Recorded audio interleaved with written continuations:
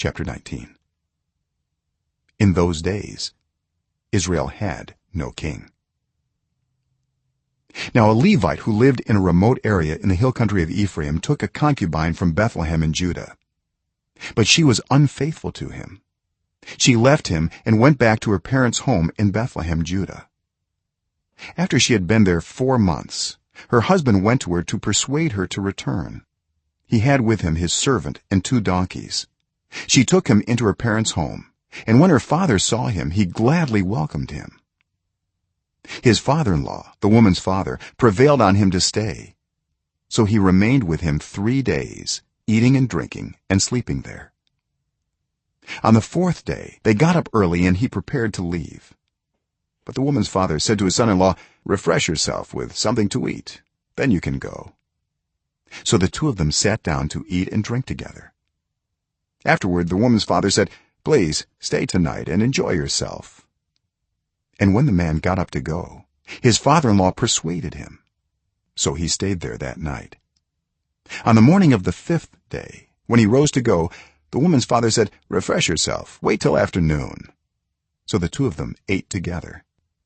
Then when the man with his concubine and his servant got up to leave, his father-in-law, the woman's father, said, "Now look, it's almost evening. Spend the night here. The day is nearly over. Stay and enjoy yourself. Early tomorrow morning you can get up and be on your way home." But unwilling to stay another night, the man left and went toward Jebus, that is Jerusalem, with his 2 saddled donkeys and his concubine. When they were near Jebus and the day was almost gone, the servant said to his master, "Come, let's stop at this city of the Jebusites and spend the night." His master replied, "No, we won't go into any city whose people are not Israelites. We will go on to Gibeah." He added, "Come, let's try to reach Gibeah or Ramah and spend the night in one of those places." So they went on, and the sun set as they neared Gibeah in Benjamin. There they stopped to spend the night. They went and sat in the city square, but no one took them in for the night. That evening an old man from the hill country of Ephraim, who was living in Gibeah, the inhabitants of the place were Benjamites, came in from his work in the fields. When he looked and saw the traveler in the city square, the old man asked, "Where are you going? Where did you come from?"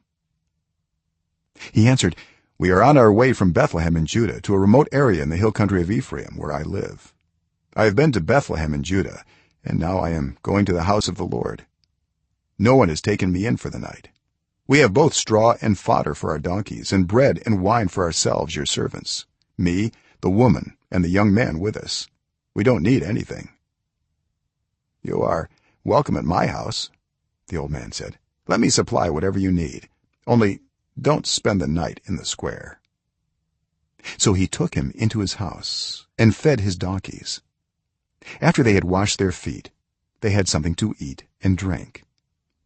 While they were enjoying themselves, some of the wicked men of the city surrounded the house. Pounding on the door, they shouted to the old man who owned the house, "Bring out the man who came to your house, so we can have sex with him." The owner of the house went outside and said to them, "No, my friends, don't be so vile. Since this man is my guest, don't do this outrageous thing. Look, here is my virgin daughter and his concubine. I will bring them out to you now, and you can use them and do to them whatever you wish, but as for this man, don't do such an outrageous thing." But the men would not listen to him. So the man took his concubine and sent her outside to them, and they raped her and abused her throughout the night, and at dawn they let her go. At daybreak the woman went back to the house where her master was staying, fell down at the door, and lay there until daylight. When her master got up in the morning and opened the door of the house and stepped out to continue on his way, there lay his concubine, fallen in the doorway of the house, with her hands on the threshold. He said to her, "Get up, let's go." But there was no answer. then the man put her on his donkey and set out for home. When he reached home, he took a knife and cut up his concubine limb by limb into 12 parts and sent them into all the areas of Israel. Everyone who saw it was saying to one another, "Such a thing has never been seen or done, not since the day the Israelites came up out of Egypt." Just imagine. We must do something, so speak up. Chapter 20. Then all Israel from Dan to Beersheba and from the land of Gilead came together as one and assembled before the Lord in Mizpah. The leaders of all the people of the tribes of Israel took their places in the assembly of God's people, 400,000 men armed with swords. The Benjamites heard that the Israelites had gone up to Mizpah. Then the Israelites said, "Tell us how this awful thing happened." So the Levite, the husband of the murdered woman, said, "I and my concubine came to Gibeah in Benjamin to spend the night. During the night the men of Gibeah came after me and surrounded the house, intending to kill me. They raped my concubine, and she died. I took my concubine, cut her into pieces, and sent one piece to each region of Israel's inheritance, because they committed this lewd and outrageous act in Israel. Now, all you Israelites, speak up and tell me what you have decided to do." All the men rose up together as one, saying, "None of us will go home. No, not one of us will return to his house. But now this is what we'll do to Gibeah. We'll go up against it in the order decided by casting lots. We'll take 10 men out of every 100 from all the tribes of Israel, and 100 from 1,000, and 1,000 from 10,000, to get provisions for the army. Then when the army arrives at Gibeah in Benjamin, it can give them what they deserve for this outrageous act done in Israel." So all the Israelites got together and united as one against the city. The tribes of Israel sent messengers throughout the tribe of Benjamin, saying, "What about this awful crime that was committed among you? Now turn those wicked men of Gibeah over to us, so that we may put them to death and purge the evil from Israel." But the Benjamites would not listen to their fellow Israelites. From their towns they came together at Gibeah to fight against the Israelites. At once the Benjamites mobilized 26,000 swordsmen from their towns, in addition to 700 able young men from those living in Gibeah. Among all those soldiers there were 700 select troops who were left-handed, each of whom could sling a stone at a hair and not miss. Israel, apart from Benjamin, mustered 400,000 swordsmen, all of them fit for battle. The Israelites went up to Bethel and inquired of God. They said, "Who of us is to go up first to fight against the Benjamites?" The Lord replied, "Judah shall go first." The next morning the Israelites got up and pitched camp near Gibeah. The Israelites went out to fight the Benjamites and took up battle positions against them at Gibeah. The Benjamites came out of Gibeah and cut down 22,000 Israelites on the battlefield that day. But the Israelites encouraged one another and again took up their positions where they had stationed themselves the first day. The Israelites went up and wept before the Lord until evening, and they inquired of the Lord. They said, "Shall we go up again to fight against the Benjamites, our fellow Israelites?" The Lord answered, "Go up against them." Then the Israelites drew near to Benjamin the second day. This time when the Benjamites came out from Gibeah to oppose them, they cut down another 18,000 Israelites, all of them armed with swords. Then all the Israelites, the whole army, went up to Bethel, and there they sat weeping before the Lord. They fasted that day until evening and presented burnt offerings and fellowship offerings to the Lord. And the Israelites inquired of the Lord. In those days the ark of the covenant of God was there, with Phinehas son of Eleazar the son of Aaron ministering before it. They asked, "Shall we go up again to fight against the Benjamites, our fellow Israelites, or not?" The Lord responded, "Go, for tomorrow I will give them into your hands." Then Israel set an ambush around Gibeah. They went up against the Benjamites on the third day and took up positions against Gibeah as they had done before. the Benjamites came out to meet them and were drawn away from the city. They began to inflict casualties on the Israelites as before, so that about 30 men fell in the open field and on the roads, the one leading to Bethel and the other to Gibeah. While the Benjamites were saying, "We are defeating them as before," the Israelites were saying, "Let's retreat and draw them away from the city to the roads." All the men of Israel moved from their places and took up positions at Baal Tamar, and the Israelite ambush charged out of its place on the west of Gibeah. Then 10,000 of Israel's able young men made a frontal attack on Gibeah. The fighting was so heavy that the Benjamites did not realize how near disaster was. The Lord defeated Benjamin before Israel, and on that day the Israelites struck down 25,100 Benjamites, all armed with swords. Then the Benjamites saw that they were beaten. Now the men of Israel had given way before Benjamin, because they relied on the ambush they had set near Gibeah. Those who had been in ambush made a sudden dash into Gibeah, spread out, and put the whole city to the sword.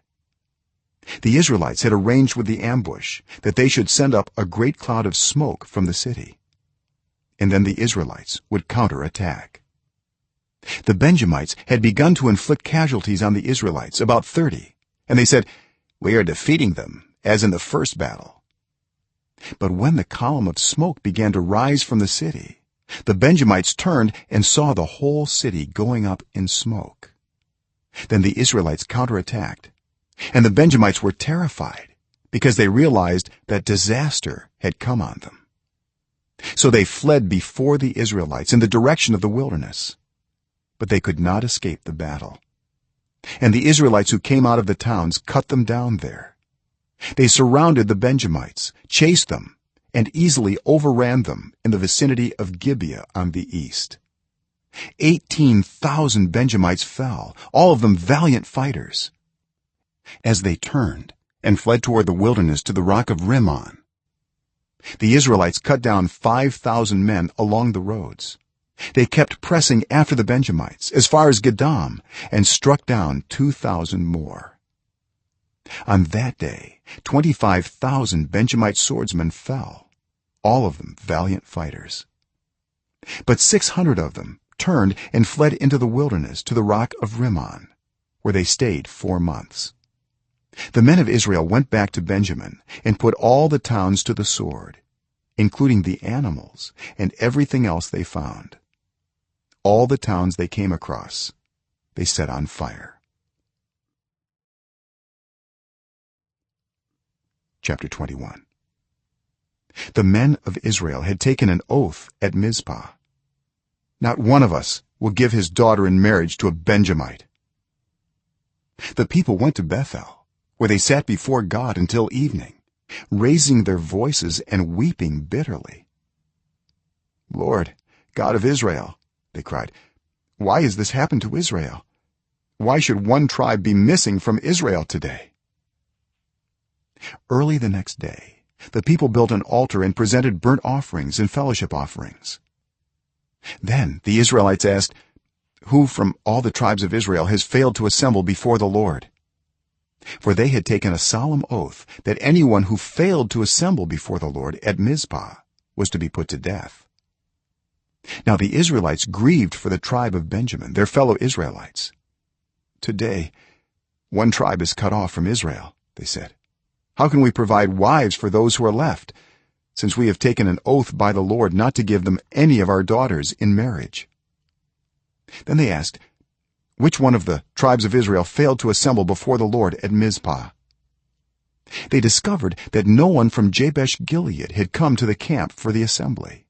For when they counted the people, they found that none of the people of Jabesh Gilead were there. So the assembly sent 12,000 fighting men with instructions to go to Jabesh Gilead and put to the sword those living there, including the women and children. "This is what you are to do," they said. "Kill every male and every woman who is not a virgin." They found among the people living in Jabesh Gilead 400 young women who had never slept with a man, and they took them to the camp at Shiloh in Canaan. then the whole assembly sent an offer of peace to the Benjamites at the rock of Rimmon. So the Benjamites returned at that time and were given the women of Jabesh Gilead who had been spared, but there were not enough for all of them. The people grieved for Benjamin because the Lord had made a gap in the tribes of Israel. And the elders of the assembly said, "With the women of Benjamin destroyed, how shall we provide wives for the men who are left? The Benjamite survivors must have heirs," they said, "so that a tribe of Israel will not be wiped out. We can't give them our daughters as wives, since we Israelites have taken this oath, 'Cursed be anyone who gives a wife to a Benjamite.'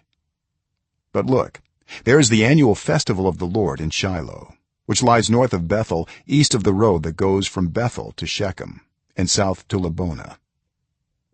So they instructed the Benjamites, saying, "Go and hide in the vineyards and watch. When the young women of Shiloh come out to join in the dancing, rush from the vineyards, and each of you seize one of them to be your wife. Then return to the land of Benjamin. When their fathers or brothers complain to us, we will say to them, 'Do us the favor of helping them, because we did not get wives for them during the war.' You will not be guilty of breaking your oath, because you did not give your daughters to them." So that is what the Benjamites did. While the young women were dancing, each man caught one and carried her off to be his wife.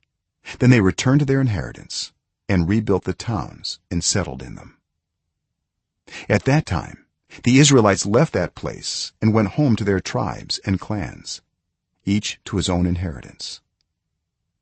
In those days Israel had no king. Everyone did as they saw fit.